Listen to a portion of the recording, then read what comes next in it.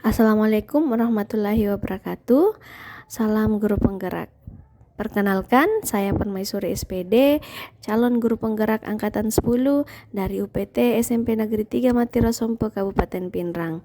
Pada kesempatan kali ini, saya akan menjelaskan mengenai demonstrasi kontekstual filosofi pendidikan menurut Ki Hajar Dewantara. Menurut Ki Hajar Dewantara, pendidikan adalah menuntun segala kekuatan yang ada pada anak-anak agar mereka dapat mencapai keselamatan dan kebahagiaan yang setinggi-tingginya, baik sebagai manusia maupun sebagai anggota masyarakat. Maka dari itu, kita sebagai pendidik harus menuntun tumbuh atau hidupnya kekuatan-kekuatan kodrat yang ada pada anak-anak agar dapat memperbaiki lakunya, bukan dasarnya, dan tumbuhnya kekuatan kodrat pada anak. Maka dari pemikiran Ki Hajar Dewantara tadi, kita sebagai pendidik haruslah berpihak pada murid.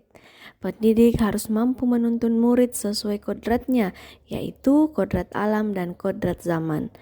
Pendidik harus memahami karakter murid, dan pendidik harus paham tujuan pembelajaran. Sebagai seorang guru, masih ingat dengan semboyan Ki Hajar Dewantara tentang peran guru sebagai pendidik? Iya, yang pertama ingarsa sung tulodo, artinya seorang guru haruslah berkomitmen menjadi seorang teladan dan memberikan contoh yang baik. Yang kedua, ingmadyo mangun karso, artinya seorang guru haruslah membangkitkan atau menguatkan semangat pada muridnya, bukan orang yang menjatuhkan. Yang ketiga, tuturi handayani, artinya sebagai seorang guru haruslah memberikan dorongan atau menjadikan murid-muridnya orang yang mandiri dan orang yang merdeka. Bagaimana pendidikan yang berpihak pada murid? Yang pertama, berikan kemerdekaan belajar pada murid dengan pembelajaran berdiferensiasi. Yang kedua, berpikir kreatif dan inovatif. Dan yang ketiga, sesuaikan dengan profil murid dan perkembangan zaman. Adapun suasana pembelajaran di lingkungan sekolah kami yang berpihak kepada murid. Yang pertama, kegiatan ekstrakurikuler. Di sekolah kami ada drum band, PMR, kemudian pramuka. Diharapkan kegiatan ekstrakurikuler ini dapat meningkatkan minat dan bakat peserta didik. Kemudian pembiasaan yang dilakukan di sekolah kami yaitu Jumat Yasinan, sholat duhur berjamaah, gotong royong, kegiatan literasi, dan BTQ.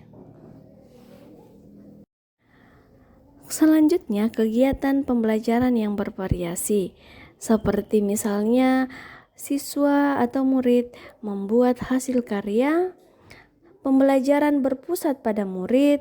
Yang ketiga, memanfaatkan teknologi. Dan yang keempat, belajar secara kontekstual. Apa saja sih tantangan yang kita hadapi dalam pendidikan saat sekarang ini? Ya, jadi yang pertama itu murid masih kurangnya motivasi dan semangat murid untuk mengikuti kegiatan yang dilaksanakan oleh sekolah. Sedangkan untuk guru, kemampuan guru yang belum memahami sepenuhnya pemikiran Ki Hajar Dewantara bahwa pendidikan itu berpihak kepada murid. Namun tentu saja ada solusi yang dapat kita terapkan di sekolah untuk menghadapi tantangan tersebut. Yang pertama, model dan media pembelajaran yang baik. Jadi maksudnya pendidik harus menggunakan model dan media pembelajaran berdasarkan profil murid dan karakter yang dimiliki oleh murid. Yang kedua, pengembangan diri guru. Jadi kita sebagai seorang guru, sebagai pendidik haruslah terus mengembangkan diri dengan mengikuti beberapa pelatihan dan pengembangan profesi lainnya. Yang ketiga, menuntun murid. Jadi kita sebagai seorang pendidik harus menuntun murid sesuai kodrat alam, kodrat zaman. Yang ketiga, sebagai seorang guru kita harus menjadi teladan yang baik bagi murid kita. Demikian penjelasan saya mengenai demonstrasi kontekstual pemikiran pendidikan menurut Ki Hajar Dewantara. Terima kasih, salam guru penggerak.